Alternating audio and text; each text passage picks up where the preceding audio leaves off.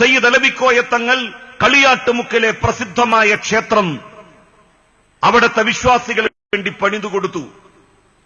ആ കളിയാട്ടു കാണാൻ വരെ എത്തുമായിരുന്നുവത്രേ. ഉത്സവം മട്ടുപ്പാവിലിരുന്ന് കാണുവാൻ വേണ്ടി ക്ഷേത്രത്തിന്റെ സമീപത്തൊരു പള്ളി പണിതു സയ്യിദ് അലവിക്കോയ തങ്ങൾ. അതിന്റെ മട്ടുപ്പാവിലിരുന്ന് കളിയാട്ടുത്സവം കണ്ട് തിരിച്ചു പോകുമായിരുന്ന മമ്പുറം സയ്യിദ് അലവിക്കോയ തങ്ങൾ മരണപ്പെട്ടപ്പോൾ ഓല കൊണ്ട് കുതിരയുണ്ടാക്കി കളിയാട്ടുത്സവത്തിന് പിന്നീട് പോകുന്ന ഹിന്ദുമത വിശ്വാസികൾ ക്ഷേത്രത്തിലേക്ക് പോകുന്നതിന് മുൻപ് മമ്പുറം തങ്ങളുടെ മക്കാമിൽ പോയി, ശവകുടീരത്തിൽ പോയി സമ്മതം ചോദിച്ച് അവിടെ കാണിക്കയർപ്പിച്ചതിന് ശേഷമാണ് ക്ഷേത്രത്തിലേക്ക് പോകാറുള്ളത്. ഇന്നും ആ പതിവ് തുടർന്നുകൊണ്ടിരിക്കുന്നു. സൗഹൃദത്തിന്റെയും സ്നേഹത്തിന്റെയും ഈ തലങ്ങളെ ഇല്ലാതാക്കാൻ ശ്രമിക്കുന്നവരെ നമ്മൾ സമൂഹത്തിൽ നിന്ന് ഒറ്റപ്പെടുത്തണം. അവർ മതത്തിന്റെ യഥാർത്ഥ അന്തസ്സത്ത ഉൾക്കൊള്ളുന്നവരല്ല. ഒരു മതവും ലോകത്ത് കലാപമുണ്ടാക്കാനോ സംഘർഷമുണ്ടാക്കാനോ ആരോടും പറഞ്ഞതായി നമുക്ക് കേട്ടുകേൾവിയില്ല. എന്തിനാണ് പരസ്പരം അകന്നു നിൽക്കുന്നതും ജീവിക്കുന്നതും? നമ്മൾ എത്ര അടുത്ത് കഴിഞ്ഞവരാണ്. നമ്മളുടെ വികാരങ്ങൾ തമ്മിൽ, വിചാരങ്ങൾ തമ്മിൽ, ദുഃഖങ്ങൾ തമ്മിൽ എന്തു വ്യത്യാസം? ലോകത്തൊരുപാട് മതങ്ങൾ ഉണ്ടാകണമെന്ന് ദൈവം തീരുമാനിച്ചു. അതനുസരിച്ച് വിശ്വാസങ്ങൾ ഉണ്ടായി. നമ്മൾ വ്യത്യസ്ത വിശ്വാസധാരകളെ പുൽകിയവരായി. അത് നമ്മളുടെ കുറ്റമല്ല. ലോകത്തെത്രയോ വൈവിധ്യങ്ങൾ നിലനിൽക്കുന്നു. ആ വൈവിധ്യങ്ങൾക്ക് സമാനമാണ് ഇത് എന്ന് മനസ്സിലാക്കാൻ നമുക്കാവണം, നമുക്ക് കഴിയണം. ലോകത്തിന്റെ ഏത് ദിക്കിലും ഏത് ദേശത്തും മതങ്ങൾ ജനങ്ങളെ അസ്വസ്ഥമാക്കാൻ പാടില്ല. അത് മനുഷ്യന് സ്വസ്ഥതയാണ് പ്രദാനം ചെയ്യേണ്ടത്. ജനങ്ങളെ അകറ്റാനുള്ളതല്ല വിശ്വാസം, അടുപ്പിക്കുവാനുള്ളതാണ്. അടുപ്പിക്കുവാനുള്ള വിശ്വാസത്തെ അകറ്റാനുള്ളതാണെന്ന് പ്രചരിപ്പിക്കുന്നവർ ഗീതാവചനങ്ങളെ തിരസ്കരിക്കുന്നവരും തമസ്കരിക്കുന്നവരുമാണ്. മുഹമ്മദ് നബിയുടെ ജീവിതത്തിലെ ഒരു കഥാപാത്രമുണ്ട്, അബൂ താലിബ് എന്നാണ് ചരിത്രത്തിൽ ആ കഥാപാത്രം അറിയപ്പെടുന്നത്. He was not a Muslim. അദ്ദേഹം ഒരു മുസ്ലിം ആയിരുന്നില്ല. അറേബ്യയിലെ പരമ്പരാഗതമായ മതത്തിൽ വിശ്വസിച്ചിരുന്നയാളായിരുന്നു അബൂ താലിബ്. പക്ഷേ മുഹമ്മദ് നബി ഒരു പുതിയ സന്ദേശവും കൊണ്ടുവന്നപ്പോൾ അദ്ദേഹത്തിന് പ്രവർത്തിക്കുവാനുള്ള എല്ലാ സ്വാതന്ത്ര്യങ്ങളും അദ്ദേഹം അനുവദിച്ചു കൊടുത്തു. പലരും അദ്ദേഹത്തെ അതിക്രമിക്കാൻ വേണ്ടി വന്നപ്പോൾ അബൂ താലിബ് പ്രതിരോധത്തിന്റെ കവചം തീർത്തു. അബൂ താലിബ് മരിക്കുന്നതുവരെ മുഹമ്മദ് നബിയുടെ മതത്തിൽ സ്വീകരിച്ചിരുന്നില്ല. അദ്ദേഹത്തിന്റെ മതക്കാരൻ ആയതുമില്ല. അങ്ങനെയുള്ള അബൂ താലിബുമാരാണ് ഈ രാജ്യത്ത് ഇതര മതസ്ഥർ, വിശിഷ്യ ഇന്ത്യയിലെ മഹാഭൂരിപക്ഷം വരുന്ന ഹിന്ദുമത വിശ്വാസികൾ എന്നുള്ളത് ഈ രാജ്യത്തുള്ള മുസ്ലിങ്ങൾ അനുഭവങ്ങളിലൂടെ പഠിച്ചിട്ടുള്ളവരാണ്.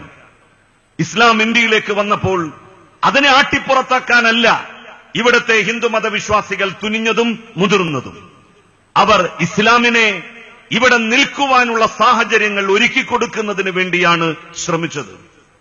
ആ ശ്രമത്തിന്റെ ഫലമായിരുന്നു യഥാർത്ഥത്തിൽ വിവിധ മതങ്ങൾ ഈ രാജ്യത്തുണ്ടായതും പ്രചരിച്ചതും എല്ലാം.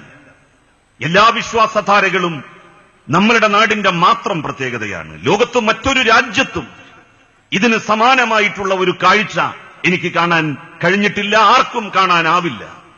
എന്റെ രണ്ട് വന്ദ്യരായിട്ടുള്ള അധ്യാപകന്മാർ ഡോക്ടർ മുസ്തഫ കമാൽ പാഷയും ഡോക്ടർ അബ്ദുൾ റസാഖ് സുല്ലമിയും, അവർ വിശുദ്ധ ഖുർആനിലെ ചരിത്ര പരാമർശങ്ങൾ ഉൾക്കൊള്ളുന്ന സ്ഥലങ്ങൾ സന്ദർശിക്കുവാൻ വേണ്ടി ഒരു ദീർഘയാത്ര പോവുകയുണ്ടായി.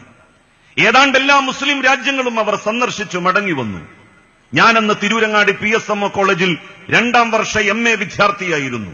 ഒരു വിദ്യാർത്ഥിയുടെ അന്വേഷണ തൃഷ്ണയോടെ ഞാൻ മടങ്ങി വന്ന അധ്യാപകർ അവരുടെ അനുഭവങ്ങൾ പങ്കുവെക്കുവാൻ വേണ്ടി വിളിച്ചു ചേർത്ത സമ്മേളനത്തിൽ ഒരു ചോദ്യം ചോദിച്ചു. നിങ്ങൾ സന്ദർശിച്ച രാജ്യങ്ങളിൽ, നിങ്ങൾ കണ്ടുമുട്ടിയ സമൂഹങ്ങളിൽ ഒരു മതവിശ്വാസിക്ക്, വിശിഷ്യ ഒരു മുസ്ലിമിന് തന്റെ വിശ്വാസപ്രകാരം ജീവിക്കുവാൻ പറ്റിയ ഏറ്റവും അനുയോജ്യമായ നാട് ഏതാണ്? ഒരു നിമിഷം പോലും ആലോചിച്ചു നിൽക്കാതെ രണ്ടുപേരും ഒരേ സ്വരത്തിൽ പറഞ്ഞത് ഇന്ത്യയോളം അതിന് സ്വാതന്ത്ര്യമുള്ള ഒരു നാട് ലോകത്തെവിടെയും ഞങ്ങൾക്ക് കാണാൻ കഴിഞ്ഞിട്ടില്ല എന്നാണ്. അവർ സൗദി അറേബ്യയിൽ പോയിരുന്നു. അവർ മധ്യപൗരസ്ത്യ മുസ്ലിം രാജ്യങ്ങൾ സന്ദർശിച്ചിരുന്നു. പക്ഷേ അവിടെയൊന്നും ഇന്ത്യയിൽ നിലനിൽക്കുന്ന അത്ര സ്വാതന്ത്ര്യം അനുഭവിക്കാനാകുന്നില്ല എന്നവർ പറയുകയുണ്ടായി. ഇതാണ് നമ്മളുടെ രാജ്യം. ആ രാജ്യത്തിന്റെ മഹിതമായ പാരമ്പര്യത്തെ നമുക്ക് ഉയർത്തിപ്പിടിക്കണം. അത് ഉയർത്തിപ്പിടിക്കുന്നതിലൂടെ മാത്രമാണ് ക്ഷേത്രങ്ങളുടെ വിശുദ്ധി നമ്മൾ ഉയർത്തിപ്പിടിക്കുന്നത്, ആരാധനാലയങ്ങളുടെ വിശുദ്ധി നമ്മൾ ഉയർത്തിപ്പിടിക്കുന്നത്. ആരാധനാലയങ്ങൾ കേവലം ആചാരാനുഷ്ഠാനങ്ങൾക്കും ആരാധനാകർമ്മങ്ങൾക്കും മാത്രമുള്ള കേന്ദ്രമായിക്കൂടാ. അതിനപ്പുറം സാമൂഹ്യമായ ഒരു ധർമ്മവും ആരാധനാലയങ്ങൾക്ക് നിർവഹിക്കാനുണ്ട്. എല്ലാ മതങ്ങളും മനുഷ്യന് വേണ്ടിയാണ്. മനുഷ്യന്റെ കഷ്ടപ്പാടുകൾ അകറ്റുക, അവന്റെ പ്രയാസങ്ങൾ ഇല്ലാതാക്കുക, അവന്റെ ദുരിതങ്ങൾക്ക് പരിസമാപ്തി കുറിക്കുക. ഇതാണ് എല്ലാ മതങ്ങളുടെയും അന്തസ്സത്തയും എല്ലാ മതങ്ങളുടെയും ധർമ്മവും എന്ന് പറയുന്നത്.